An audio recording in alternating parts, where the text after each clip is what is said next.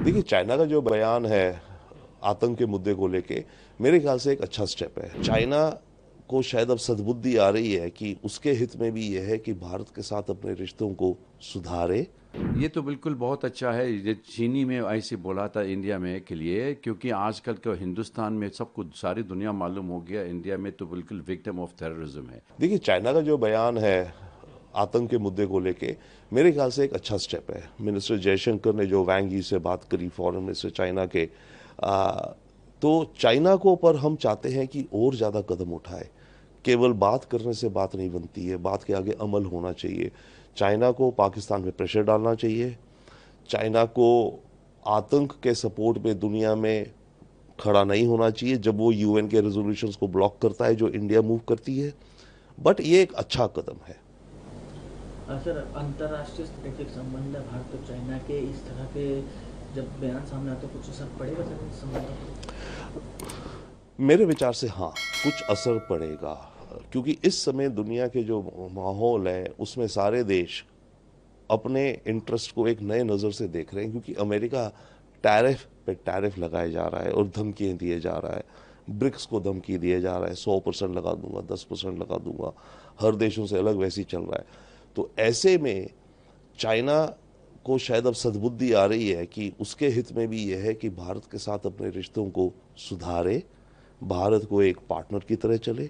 हम ये नहीं कहते कि चाइना हमारा दोस्त हो या भाई भाई हो जाए हिंदी चीनी, बट हाँ, चाइना को भारत के साथ अपने रिश्ते एक वर्किंग रिलेशनशिप बनाने पड़ेंगे और शायद वो अब उस तरफ जाने की कदम उठा रहा है। देखिए, जो SCO बना था इसका फाउंडिंग मुद्दा ये था कि इस रीजन की कंट्रीज में रेडिकलिज्म नहीं हो, इन देशों की टेरिटरी की सॉवरेनिटी बनी रहे।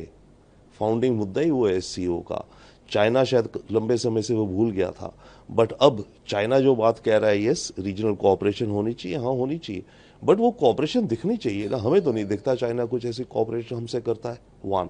सेकेंडली, ये TRF का मुद्दा है। अभी अमेरिका ने भी बैन कर दिया TRF को। ठीक है, आप TRF को बैन करते हैं, उनके आप आतंकियों को चाहे पकड़ लोगे या कुछ भी कर लोगे, पर जो स्टेट सिस्टम है जो इस पूरे आतंक को प्रमोट करता है उसका क्या हो रहा है, वन। एंड सेकेंडली, आपने आज TRF को बैन करा है, कल TRF का नाम बदल के वो PRF कर देंगे, SRF कर देंगे, SRA कर देंगे। तो नामों को करने से कुछ नहीं है, नाम कि ये डेजिग्नेशन हो गई इस ऑर्गेनाइजेशन का या जो भी को आतंकी ग्रुप का।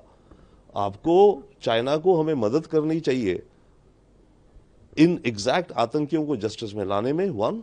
एंड सेकेंडली, पाकिस्तान का जो सरकारी सपोर्ट है, मिलिट्री इंटेलिजेंस सपोर्ट है आतंकी संगठनों को, आतंकियों को, वो रुकना चाहिए। ये तो बिल्कुल बहुत अच्छा है। ये चीनी में ऐसे बोला था इंडिया में के लिए, क्योंकि आजकल के हिंदुस्तान में सबको सारी दुनिया मालूम हो गया, इंडिया में तो बिल्कुल विक्टिम ऑफ टेररिज्म है। और जब तक शंघाई कोऑपरेशन ऑर्गेनाइजेशन वो तो मीट हो गया था, उन्होंने कंडम भी किया था। लेकिन आजकल जो ऐसी स्टेटमेंट आते जब तक US में, उसके बाद आना चाहिए, जो सवाल जवाब दे दिया था चीनी वाला।